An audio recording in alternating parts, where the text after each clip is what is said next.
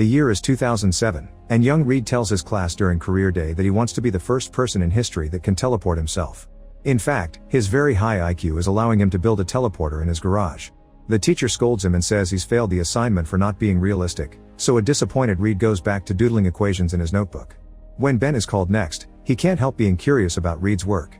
Later in the evening, Ben is trying to escape his brother's terrorizing and comes outside to his family's salvage shop, where he hears a weird noise. It turns out that Reed is looking for a power converter, which he needs for his teleportation machine. If Ben lets him have the piece, he promises to show the invention to him, and Ben accepts. Moments later in Reed's garage, Ben helps Reed finish the machine. They put a toy car on it and Reed activates the machine, which causes their surrounding to shake and the power to fail. To their shock, the toy successfully disappears and only leaves a few rocks behind. 7 years later at the school's science fair, Reed and Ben present an upgraded version of the teleportation machine, which can teleport things away but also bring them back. Reed borrows a toy plane from a kid and does a demonstration, effectively making the plane disappear and then return covered in sand. This causes a power surge that destroys the glass of the basketball ring. Unfortunately, the teachers think they're doing magic tricks instead of actual science and disqualify them. However, Dr. Storm and his adopted daughter Sue are also in the fair and Reed's machine got their attention. Storm works for the Baxter Foundation, a government-funded research institution. He reveals his team has also sent things to other dimensions but they haven't managed to bring them back, which means Reed is ahead of them. Reed is surprised to hear this because he had thought he's been sending things to other spots on Earth, no other dimensions, so Sue shows him a test tube containing sand matching what's on the plane. The institution has analyzed the sand but it doesn't match any particles on Earth. At that moment, Storm offers Reed a full scholarship at the Baxter Foundation. The next day, Ben helps Reed move into the foundation and gives Reed his utility Swiss knife as a present, saying this is where Reed truly belongs. Later Reed takes a look around the building to get to know everything, being very impressed by the amazing labs and the huge library. When he bumps into Sue, he tries to start a conversation, but Reed doesn't know how to talk to girls and everything goes rather awkwardly. Meanwhile, Storm is having a meeting with the board about the expedition to a supposed new world. He explains that if they access this other dimension, they can use its resources and maybe even find a way to save their own planet. But after reading the reports, government scientist Dr. Allen notices the name Victor Von Doom and doesn't trust it because the last time Victor worked for them, he burned all of Storm's data servers before leaving him. Allen's willing to give him a second chance because Victor has a lot of potential and was the one that created their version of the machine, but Storm must promise to supervise him closely. After the meeting, Storm goes to see Victor and tries to recruit him back. At first, Victor declines, but he changes his mind when he hears Reed managed to bring things back and that Sue will be part of the team. Back in the labs, Reed and Sue are working with a team of scientists to make a bigger version of Reed's machine. Sue discovers that Reed's model was ripping a hole in the fabric of space and time, which can cause a black hole and could swallow the entire planet, so they need to be careful. Sometime later, Storm and Victor arrive. After introductions are made, Sue and Victor show Reed an image they took from the other world during their last try. Storm explains that this new planet could be used to save their own, but Victor doesn't think that Earth deserves to be saved, and Sue jokingly calls him Dr. Doom for being a pessimist. Meanwhile, Storm's troublesome son Johnny is competing in an illegal car race. He's actually doing extremely well since speed is his best friend, but when he's about to win, the engine of his car explodes and he crashes into an electric post. Later, Storm picks him up from the hospital, disappointed to see Johnny racing again.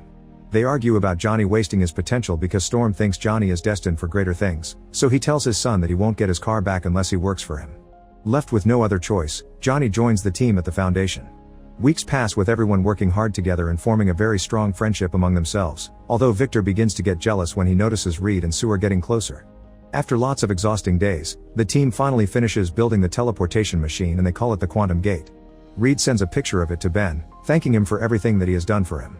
The next day, Allen and the board arrive to watch a live demonstration. They send a monkey for the first organic test and after a few seconds of tension, they get a video feed with the other dimension, which they call Planet Zero. Then the monkey returns in good health, which officially makes the experiment effective and safe. Allen congratulates the team, but when the teenagers say they want to go next, Allen immediately refuses. Creators must stay behind to control the machine, they'll be sending NASA men instead. After the board leaves, Reed, Johnny, and Victor decide to have a drink together to forget their disappointment. However, they keep complaining about the fact they don't get to go to the dimension they discovered themselves, which should give them first step rights. Reed comes forward and convinces everyone they should use the machine on their own and go behind everyone's backs. The other two agree, and Reed calls Ben to join them since he was an original creator too. Moments later, everyone suits up and gets into the machine pods. Meanwhile, Sue is working in the office and gets an alert that someone is activating the gate, so she runs to the lab to check. By the time she arrives, the four men have already disappeared. On Planet Zero, the guys are amazed by this new dimension. When Reed and Ben put up the American flag, the ground breaks and reveals a glowing green light beneath it. Afterward they check on the place where Victor thinks the energy is converging. Johnny stays at the top of the cliff to be the anchor as the other three climb down and find a green lava-like substance. When he touches it, Victor discovers that it's responding to a physical stimulus. Then Victor dips his hand further only for the substance to explode, causing the ground to erupt. The three men run back to the rope and climb immediately with Johnny supporting their weights, but Victor falls hanging on the rope. Reed tries to pull him up, but the erupting green substance reaches Victor and spreads over his body, so Reed has no choice but to let go of him. Unfortunately, the substance melts off the rope, causing Victor to fall back down to the surface. Reed and Ben continue climbing and reunite with Johnny to go back inside their pods.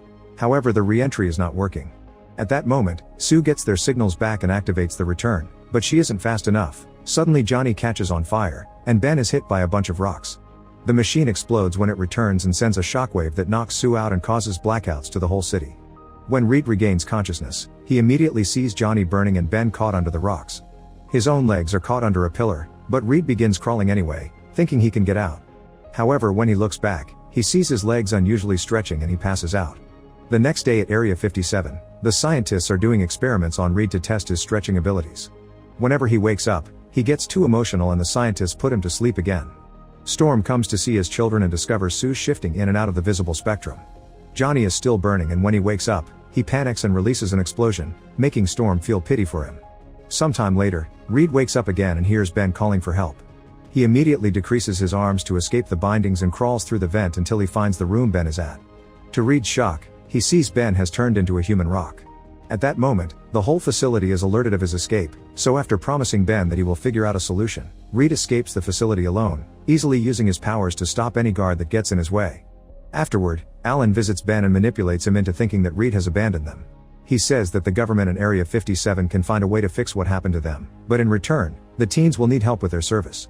A year later, Ben, Johnny, and Sue are controlling their abilities perfectly and have become great assets for the government, especially Ben, who is sent to war zones to destroy enemy tanks. Johnny can now fly, and Sue can turn other objects invisible too. She also can create a force field.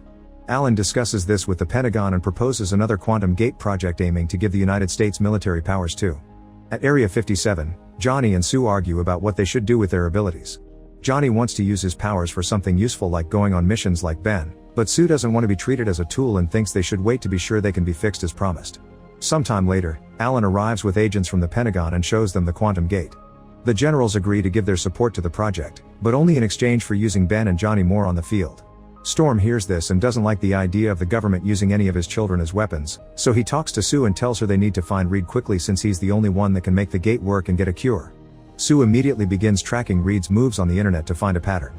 She discovers that he has been collecting scrap metals and always keeping himself updated about Ben. Now she has to patiently wait for his next move.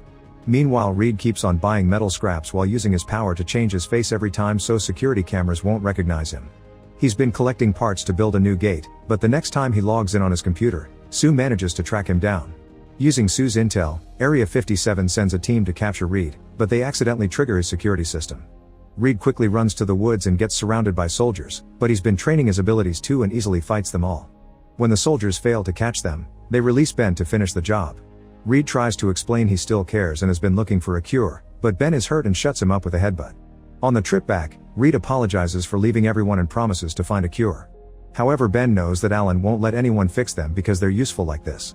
When they arrive in Area 57, Sue talks to Reed and convinces him to help them fix the gate, telling him that this is the chance for his work to make a difference. He finally agrees to help and immediately begins working on Quantum Gate 2 with more effort than last time. When it's time for a new teleportation trial, Reed and Johnny reunite, and unlike Ben, Johnny is happy to see his old friend again. Next, the machine safely sends a new crew to Planet Zero, which has changed a lot during the past year. Suddenly they're shocked to see a human shape approaching. It turns out to be Victor, who somehow has managed to survive all this time here. Alan orders the crew to bring Victor back and he's immediately sent to an examination room. When they look at him more closely, they discover that his suit is fused with his body and the green light can be seen underneath. Alan promises Victor that he'll cure him in exchange for him telling them everything he knows about Planet Zero. Victor explains that it was the place itself that kept him alive and gave him immense power. Then he snaps and uses his newfound telepathy to kill everyone in the room. Afterward, Victor goes out and wanders around the building to kill every single person he can find without remorse. An alarm quickly goes off, and for a moment Ben thinks Reed is the one trying to run away again. Johnny is on his guard and accidentally hits an invisible Sue, Then the siblings go looking for their father. At that moment, Victor is trying to go back to Planet Zero and Storm is trying to stop him. By the time the siblings arrive, they have to watch how Victor mercilessly kills Storm. Then Reed and Ben also arrive and try to talk Victor down, but Victor simply telepathically shoves them away before finally entering the machine and returning to Planet Zero. There he starts overloading the quantum gate to create a vortex that will pull everything from Earth to the other world. A furious Johnny flies to the portal to Planet Zero, and Sue creates a force field around herself and her two friends to follow him. Seeing how the vortex works, Reed deduces that the matter from Earth is being converted into energy, and the only way to shut it down is to stop the source itself, which is Victor. Johnny and Ben attack separately with all their might, but Victor can easily beat them down by barely lifting a finger. He covers Johnny with smaller rocks and mud to kill off his fire and attaches bigger rocks to Ben, making it impossible for him to move. Meanwhile, Sue creates a massive force field that prevents the debris from Earth from falling into the quantum gate. Noticing this, Victor sends sand and small rocks to detect where Sue is hiding. The particles overwhelm her force field and the extra weight causes her to fall. Then Reed attempts to talk Victor out of it again, but his only answer is to ask Reed to call him Doom as he spreads the green substance over Reed's body in order to make him loose like old rubber. At that moment, Sue recovers and tries to attack Victor directly, but he just pins her down using his powers. Seeing his friends on the brink of death, Reed gathers his strength and regains control of his body, which allows him to attack Victor and throw him off a cliff. It only takes a few seconds for Victor to rise again, but this time Ben is waiting for him with a huge rock that he throws as a distraction. Then Sue traps him inside a force field, which Johnny fills with his flames to burn him up. Victor uses his powers to break Sue's force field, but Reed comes after him next to fight him hand to hand. This turns out to be another distraction because at that moment Ben comes out of Sue's invisibility and punches Victor into the machine. Lastly, Johnny breaks all the pillars, causing Victor to be turned into pure energy. Now the battle is over and they won. The four friends run back to the machine to return to Earth right before the gate closes.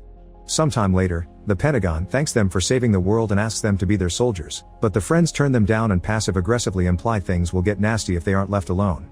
At least they get gifted a large lab to work on and they agree they need to come up with a name for their team. After a comment made by Ben, Reed says they shall be the Fantastic Four. Make sure to subscribe and turn on notifications so you can watch more videos like this. Thanks for watching.